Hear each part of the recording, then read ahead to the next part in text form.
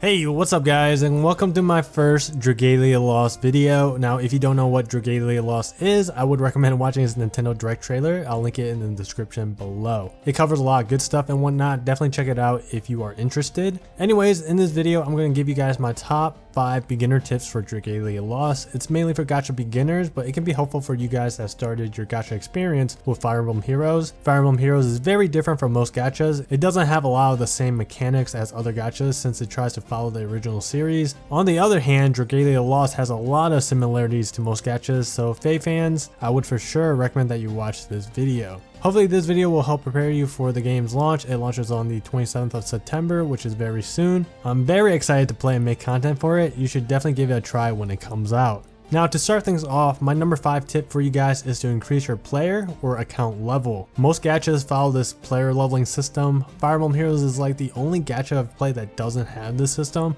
But yeah, basically when you complete quests, story missions, raids, or whatever, you'll gain experience for your party members and experience towards your player level. As you increase your player level, it'll increase your max stamina as well. More stamina obviously means you'll be able to play more, and that's very important for farming purposes. In addition to increasing max stamina, every time you level up, it also replenishes your stamina. Early on in the game, where the amount of experience required to level up is very low, you'll be able to level up multiple times, and you're probably going to be able to play this game for a long period of time before you run out of stamina completely, so be ready for that. Don't get yourself burnt out on day one. Also, in situations where you have no events, quests, or anything significant to complete, I would recommend spending your remaining stamina on stages that reward the most experience so you can work towards increasing your player or account level.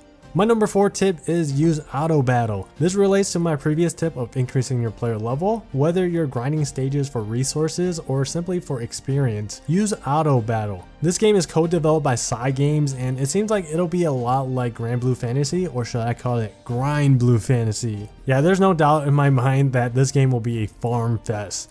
I'm sure getting new weapons for your characters requires a lot of grinding, since that's the only thing that's not summonable judging from the direct trailer. I definitely recommend using the auto battle system for grinding. It's there to prevent you from getting burnt out from farming the same stages over and over again. Keep in mind though, this game does have online co-op. I don't know if players have the option to auto battle in multiplayer, but please do not auto battle online unless it's like some low level stage. Be courteous of others and don't auto battle on the difficult stages. You don't want to ruin the gaming experience for the other players. My number 3 tip is quite simple. Make sure you do your in-game chores, collect your dailies, do your quests, and collect quest rewards. But hold on, there's Farmville in this game as well. Don't forget about that. Yep, in this game you have your own land. It's called the Halidome. It's where you can build structures that can open the ability to do certain stuff like upgrading abilities, upgrading weapons, and other features. In addition, there are some structures that you can build that just sit there and accumulate resources that you can go and pick up every few or so hours. For example, in the trailer they showed off the rupee mine.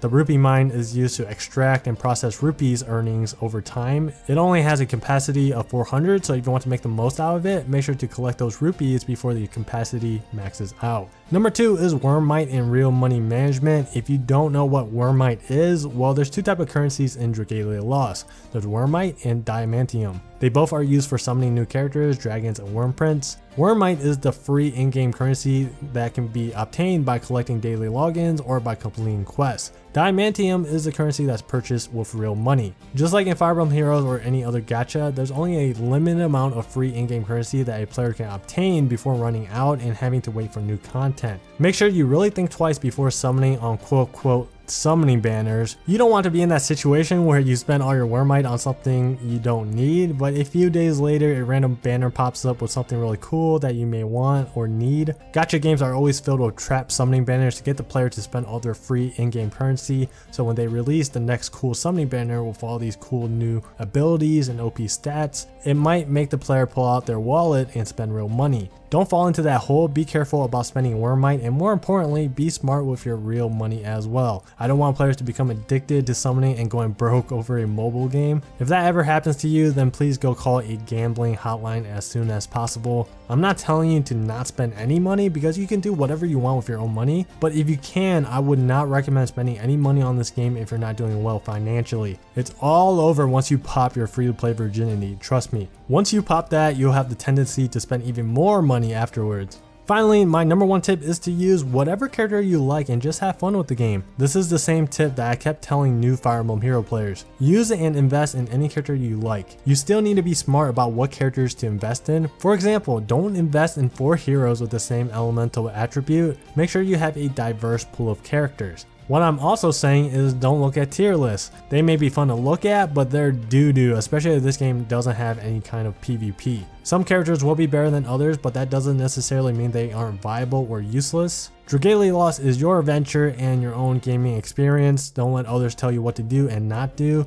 You're always welcome to ask others for advice, but ultimately the final choice is in your hands. Have fun with the game, play at your own pace, and make a lot of friends while you're at it. It is a social game after all, which by the way, you can join my Discord if you want to find some co-op buddies. It's a really chill server. There's a lot of cool and friendly people that are open to helping out new players. I'm also in there obviously, and I'm going to be playing co-op with a lot of the guys in my server, so if you want to come play with me, come join the Discord family. That's about it for my top 5 beginner tips. If you gacha veterans have anything else to add, then please write it down in the comments below. New players need all the advice that they can get before they head into gacha hell. This game is a new IP and I'm heading in there new with the rest of you guys. I do have a lot of gacha experience, but that's pretty much all I have. So whatever I learned about Dragalia Lost, I'm going to cover it in a video for you guys so everyone will be at the same page. You know what they say, the best way to learn is to teach it to somebody. Before I sign off, I have a message to all my Fire Emblem Hero subscribers. Obviously, I'll be making frequent Dragalia Lost content when it releases, but I won't forget about Fire Emblem Heroes. I'm still doing the usual stuff like reviews, free-to-play guides, and other videos. I'll try my best to keep a balance between the two games.